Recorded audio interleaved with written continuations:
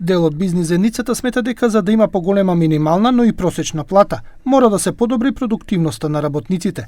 Првиот човек на Сојузот на стопански комори, Горан Ѓоргиевски, смета дека не се точни податоците од истражувањето на Виенскиот институт и на Сдруженијето за истражување и анализи из мај, каде беше утврдено дека македонскиот работник е 53% од продуктивноста на европскиот, но со просечна плата која е само 30% од европската. Значи не е релевантно тоа, има многу јасни показатели кои што утврдуваат некои други бројки. Ја го говорам тој прак на граница преку која што не може да се оди, затоа што не може компаниите да дојдат во ситуација да си ја загрозат нивното обстојување, нивната безбедност практично на некој начин.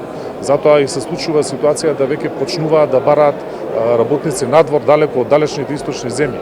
И имаме веќе, сметам дека околу 10.000 луѓе кои што се од далечните земји веќе вработени во нашата држава. Заменик министерот за економија Марија Ристевски го повтори владиниот став дека поголема минимална плата над законското усогласување, односно да биде 500 евра или повеќе колку што бара Сојузот на синдикати, ќе има само ако се договорат работодавачите и синдикалците на предстојниот економско-социјален совет кон крајот на годинава.